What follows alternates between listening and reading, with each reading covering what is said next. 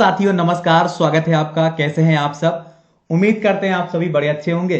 दोस्तों, आज के इस वीडियो में हम बात करेंगे नदी घाटी परियोजनाओं को लेकर 100 महत्वपूर्ण सवाल का भाग 4, जिसके 3 भाग हम लोग कर चुके हैं। अगर आपने नहीं देखा है तो आप वो पार्ट भी देख सकते हैं। आइए स्टार्ट करेंगे आज के महत्वपूर्ण सवालों को, जिसका पहला सवाल आपके स्क्रीन पर है। मैथन डैम परियोजना आपको किस नदी पर दिखाई पड़ती है? तो आपका प्रथम सवाल है, उम्मीद करते हैं आप समझ भी पा रहे होंगे। उत्तर की बात करेंगे, आपका जवाब हो जाएगा बराकर नदी। कहां पर? बराकर नदी। ये आपको ठीक से याद रखना है। अच्छा, इसके विषय में थोड़ी जानकारी आपको हम अगर बता दें तो आपका मैथन डैम परियोजना झारखंड की परियोजना है। यह बांध विशेष रूप से बाढ़ नियंत्रण के लिए बनाया गया था। इसमें दक्षिण पूर्व एशिया में अपनी तरह का पहला भूमिगत बिजली स्टेशन भी स्थित किया गया है। तो मैथन डैम, बराकर नदी, झारखंड आपको याद रखना है। नर्मदा घाटी परियोजना किस नदी पर स्थित है? आपकी जो नर्मदा घाटी परियोजना है, इसका उत्तर होगा नर्मदा। नाम से ही क्लियर हो रहा है और अपने नाम को सार्थक भी कर रहा है इसका उत्तर। अच्छा, इसके विषय में आपको थोड़ी जानकारी हम दे दें, क्योंकि इंपॉर्टेंट ये भी काफी है। इस परियोजना के अंतर्गत कई बांध और नहरें बनाई जानी हैं। इसके अंतर्गत 2 बड़े बांध शामिल हैं, जिनमें इंदिरा सागर बांध और सरदार सरोवर बांध के नाम आपने सुने हैं।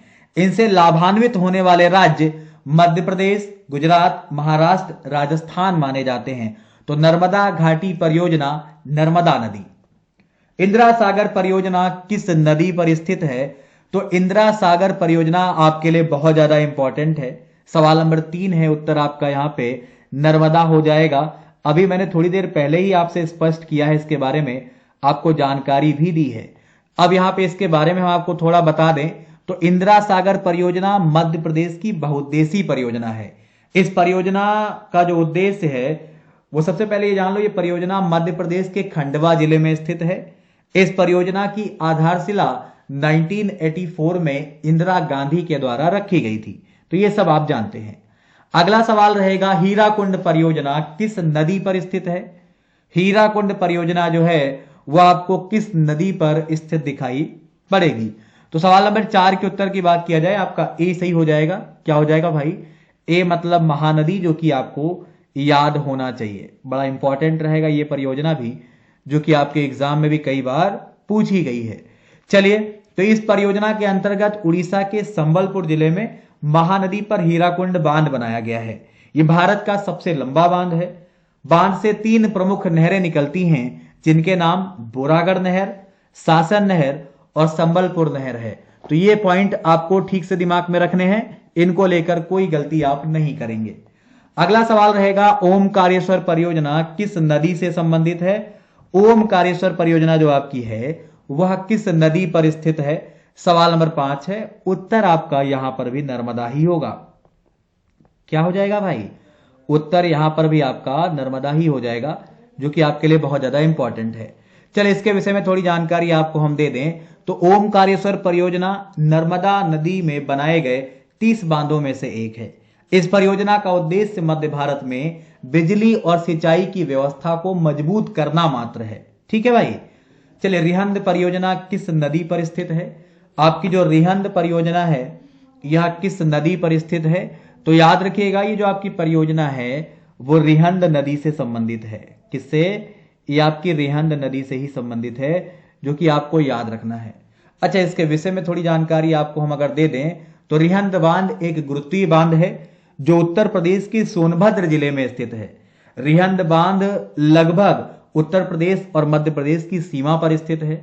रिहंद बांध से बनने वाले जलाशय को गोविंद वल्लभ पंत सागर या रेणु सागर का नाम भी दिया जाता है।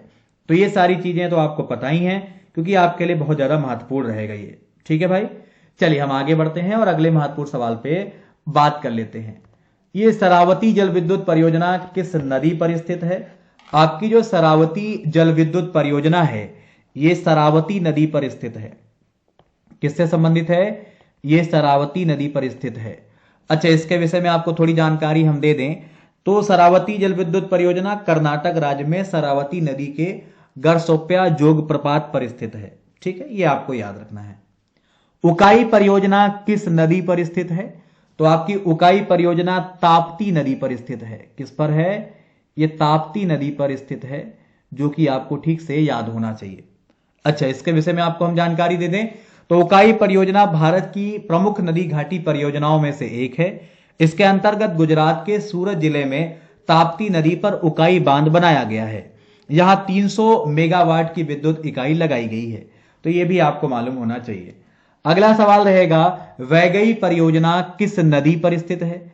आपकी जो वैगई परियोजना है वह वैगई नदी पर स्थित है, तो आप ये वैगई नदी भी ठीक से याद रखिएगा, इसको भी आप बिल्कुल भूलिएगा नहीं क्योंकि इंपॉर्टेंट है। अब इसके बारे में आपको हम जानकारी दे दें तो वैगई बांध तमिलनाडु के थेनी जिले में स्थित एक बहुउद्देशीय परियोजना है। यह मदुरै और डिंडीगुल जिले के लिए सिंचाई और पेयजल प्रदान करता है। तो ये पॉइंट आपको अच्छे से पता है, आपको याद भी होने चाहिए। क्लियर है? आइए, कोयना बांध परियोजना किस नदी पर स्थित है? कोयना बांध परियोजना जो है वह किस नदी पर स्थित है, तो इसके बारे में आपको हम बता दें, यह आपका कोयना ही सही होगा, जो कि आपको याद रखना है। इसके विषय में आप बिल्कुल भूलेंगे नहीं। ये कोयना नदी पर स्थित एक परियोजना है। कोयना परियोजना का आरंभ 1962-63 में किया गया था। यह महाराष्ट्र के सतारा जिले में है। श्रीशैलम परियोजना किस नदी पर स्थित है? आपकी जो श्रीशैलम परियोजना है यह किस नदी पर स्थित है, इसके विषय में आपको हम बता दें तो यह कृष्णा नदी पर स्थित है। किस पर है? यह कृष्णा नदी पर स्थित है।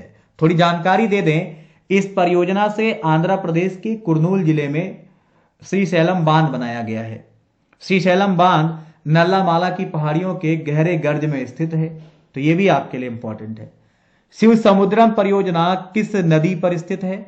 आपकी जो शिव समुद्रम परियोजना है वह कावेरी नदी से संबंधित है या कावेरी नदी पर स्थित है। कर्नाटक के चामराजनगर में स्थित एक जल विद्युत परियोजना के रूप में आप इसको जानते हैं। ठीक है भाई, चलिए। अलमाटी बांध परियोजना किस नदी पर स्थित है? तो आपकी ये जो परियोजना है ये आपकी कृष्णा नदी पर स्थित है।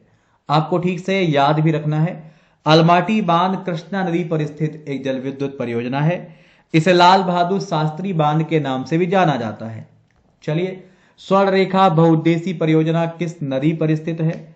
स्वर्ण रेखा बहुउद्देशीय परियोजना आपको बताना है, तो 14 नंबर है उत्तर आपका स्वर्ण रेखा ही हो जाएगा यहाँ पे, जो कि आपको लगभग पता है। और ये जो आपकी परियोजना है ये झारखंड, उड़ीसा, पश्चिम बंगाल की संयुक्त परियोजना है। इस परियोजना के अंतर्गत स्वर्ण रेखा नदी पर चांडिल बांध बनाया गया है। बास्पा परियोजना किस नदी पर स्थित है? तो आपकी जो बास्पा परियोजना है वो बास्पा नदी से ही संबंधित है, बहुत इंपॉर्टेंट रहेगी ये भी। और ये परियोजना हिमाचल प्रदेश के किन्नौर जिले में सतलज नदी की सहायक बसपा पर बनाई जा रही है या बनाई गई है। ठीक है, चलिए। विष्णुप्रयाग परियोजना आप किस नदी पर देखते हैं? तो आपकी जो ये परियोजना है वो आप अलकनंदा नदी पर स्थित मानते हैं। ये परियोजना उत्तराखंड के चामोली जिले में अलकनंदा नदी पर बनाई गई है। इस परियोजना में 400 मेगावाट की विद्युत इकाइयां लगाई गई हैं। अगला रहेगा, तवा परियोजना किस नदी पर स्थित है? यह भी आपके लिए महत्वपूर्ण है। तो यह परियोजना तवा नदी से संबंधित है, जो कि आपको ठीक से याद होना चाहिए। आप इसको लेकर गलतियां नहीं कर सकते। क्लियर? चलिए, तो यहां पे जो आपका आंसर होगा वो क्या होगा भाई? बिल्कुल आपने सही बताया है। और ये मध्य प्रदेश के होशंगाबाद जिले में स्थित है। ठीक है भाई। गंभीरी परियोजना किस नदी पर स्थित है?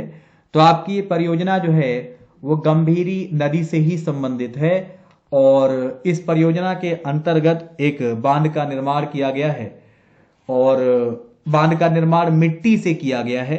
इस बांध से चित्तौड़गढ़ जिले को सिंचाई उपलब्ध कराई जाती है। ठीक है भैया। ओराई सिंचाई परियोजना किस नदी पर स्थित है? तो ये जो आपकी परियोजना है वो ओराई नदी से ही संबंधित है। इसके अंतर्गत राजस्थान के चित्तौड़गढ़ जिले में एक बांध बनाया गया है। इस बांध से एक नहर निकाली जाती है जिसकी लंबाई 34 किलोमीटर है। इस परियोजना से चित्तौड़गढ़ और भीलवाड़ा जिले में सिंचाई की सुविधा उपलब्ध कराई जाती है। सिंगूर बांध परियोजना किस नदी से संबंधित है?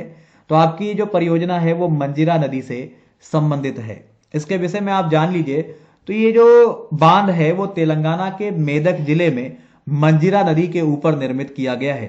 इसके निर्माण का मुख्य उद्देश्य सिंचाई, जल विद्युत और पेयजल की आपूर्ति करना है। मुरली परियोजना किस नदी पर स्थित है? ये आपका 21 नंबर रहेगा। ये जो आपकी परियोजना है बहुत ज्यादा इंपॉर्टेंट है और आप इसे बताने का प्रयास करिए। तो फिलहाल ये जो परियोजना है वो कृष्णा नदी से संबंधित है। मुरली वाले कृष्णा से आप इसका अनुमान लगा सकते हैं। इसे प्रियदर्शनी जुरल प्रोजेक्ट के नाम से भी जाना जाता है। यह परियोजना 1995 में पूरी हुई। तो फिलहाल इंपॉर्टेंट है। चलिए, निजाम सागर परियोजना किस नदी पर स्थित है? तो आपकी जो परियोजना है वो मंजिरा नदी से ही संबंधित है। इसके विषय में आपको हम बता दें तो निजाम सागर तेलंगाना राज्य का सबसे पुराना बांध है। निजाम सागर बांध का नाम हैदराबाद के निजाम के नाम पर रखा गया। ठीक है। कृष्णाराज सागर परियोजना किस नदी पर स्थित है? तो यहां पर आपका उत्तर हो जाएगा कावेरी नदी पर स्थित है। और कृष्णाराज सागर बांध कर्नाटक में स्थित है। बांध को KRS बांध भी कहा जाता है।